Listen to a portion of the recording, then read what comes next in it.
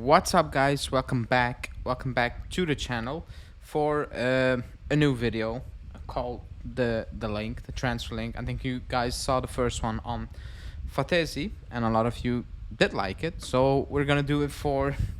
I'm not gonna do it for every link, but every potential good link in terms of it could be possible, or the links are solid. The news surrounding that player is solid. This time it's Castagne because it's a solid link. You know, it's a player that at this moment in time, by all looks of it, we're probably gonna end up signing for multiple reasons I will go over in this video. But before I do that, please like this one. Do it now. Just click that like button. It's done. Subscribe and hit that bell notification because things are slowly moving, but they are starting to move, and it still needs to explode.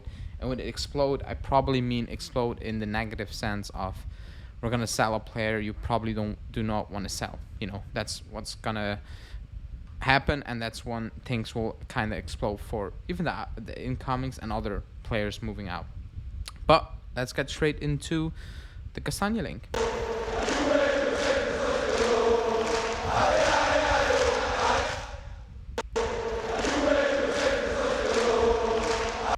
Well, I messed up that one because, excuse me, should have been not in loop. Let me check that out. I messed up, but whatever. That's part of the channel, I guess. Castagne, so plays for Leicester City. I think everybody knows that. Plays in the championship now because Leicester City got relegated, and is probably how we view Alexandro, Leicester City fans view Castagne last season. Not the previous seasons, but last season, because he had a terrible season. I think everybody who watched a little bit of Premier League would have known that. You know, not all his reasons, but a lot of mistakes are because of him. You know, just solely stupid errors. But the entire team was struggling. Now, I'll say from the get-go, I don't want Castagne. Like, I want other options. I've said it. Like, I cannot be more clear about it. But we have been linked with him, so we need to go over his actual like bio and all those stuff, because Julian will do Coach's Corner, and he will go in more depth in all these things. So who is he? Well, Castagne. He is a player that, you know, he's a player that I don't really dislike in terms of, and I'm gonna be a hypocrite here because I've seen him play, and he's a player that I've seen grow little by little over here, and he was doing well. Like, he was playing at a very high level, and you can say it's the Belgium league, okay, but fair. But the development and the improvement he was making was very, very interesting. You know, he still has a big engine, so he can go for 90 minutes, a bit like Lichtsteiner, maybe not to that extreme extent, but like Lichtsteiner. The problem I have is that when he joined Atalanta, he didn't do terrible, but he didn't took the steps I was expecting him to take. And that's where my issue is. He's 27 now. He will be 28 at the end of the year.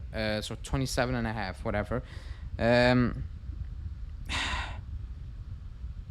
It's a tough one. Like, I'm not gonna lie, it's a very tough one. He's usually not injury prone. I will go over that as well. He plays a lot. It's only that he doesn't have that X factor, if you know what I mean. Like, he doesn't have that, and that's my biggest issue at this moment in time. You know, his position right back. Ignore the other positions that are mentioned by Transfer Market. He cannot really cover those positions. If we be completely honest, it's right back. That's his main position. I think he can play decent enough or good enough in a 3-5-2 just because of the engine he has. Now, going forward, like I said, it's not 2017 Alexandro. It's not 2023 Alexandro. You know, it's I won't say it's something in between, but it's closer to 23 Sandro than 2017 Sandro. That's for sure. Defensively, he should be better. Now, going off last season, he's worse than Alexandro probably. Like, that's what it is, and that's the scary part, because you cannot bait. You can say, what happened? A down year, but that was really, really down. Like, that was like, you cannot get more down than that, basically, because he had a very terrible season. He had a very shaky season, and that's a big worry. That's a worrying part. Also, his age. 28 now. Is he the players we should be? Is he a player we should be probably pushing for? And I'm gonna agree with you and say no on this. Or like a lot of people say no, and it's like, if you're gonna spend 50 million, and the latest reports are that there's an agreement with Castagne, and the club doesn't really want to pay 50 million because they got relegated, and they're just waiting. Waiting until they lower the price or whatever. Arsenal's still interested, but they're also looking at Boy from Galatasaray. So it's a waiting game now. That's probably the reason we're getting him. He can play that position. We need that position. He played in Serie A, and he's relatively cheap, and that's what the club is looking for. But if you're gonna spend, let's say, 50 million for the sake of the conversation, isn't it a better option to pay a little bit more and get Fresneda, who has more upset, has very little experience, but the reward could be much higher. Even the sell-on value. Like, I think that's been the issue a lot with the club. With Milik, maybe, probably, because while I'm recording this video, Milik got announced by the club. It's no sell-on value for Milik. Like, that's what it is. You're gonna lose that money no matter what. 3-year deal.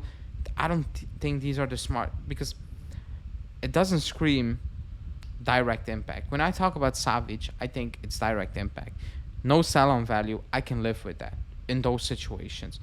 But with players who I don't view as somebody who will have a direct impact on the team, I have an issue with, spending the money that you're not going to get back. You're never going to get back, and it's that's also something that, kind of holds me back in terms of, do we really need to do this? Do we really need to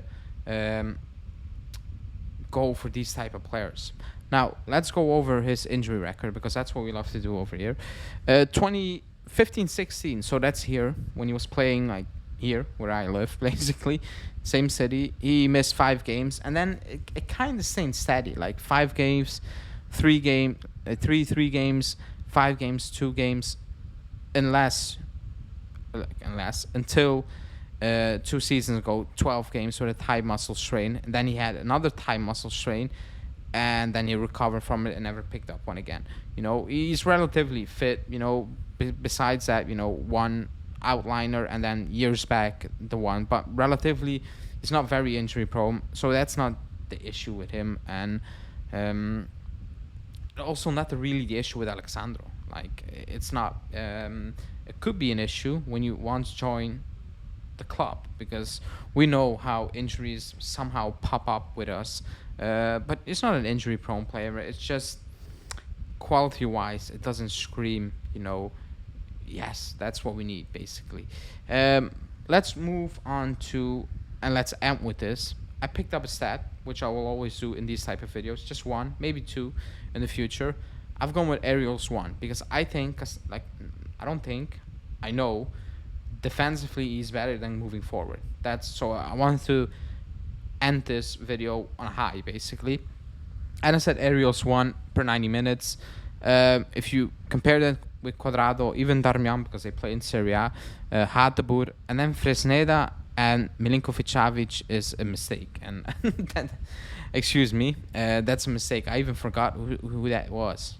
8.4. I forgot who that was. That wasn't Milinkovic-Savic. That was another Serie A player. I completely forgot. Was it Gosens? Maybe it was Gosens. I think it was Gosens, but not Milinkovic-Savic. But anyway, he's very good in that category. Like Hateboer, and that's with Fresneda. I think Fresneda's moving forward is better than Castagne, and as it showed, because to be honest with Fresneda, I've watched one game. I was against Real Madrid, and he was brilliant in that game. But defensively, Castagne is better. He is better, and if we sign him, Julian will do the coach's corner, and you will see that his defensive numbers are better than his quote unquote attacking numbers, and that's probably why Allegri is like, yeah, I can work with him, And when the links came out, I said like he's a perfect player for Allegri because he can play the position we need, and he has a big engine. Defensively, he should be solid. If you do not look at last season, basically, which you cannot, you need to keep that you need to keep that into account.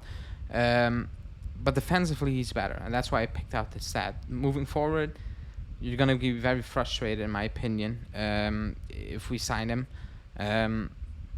But going off these numbers, and that's just one stat again, it's okay defensively.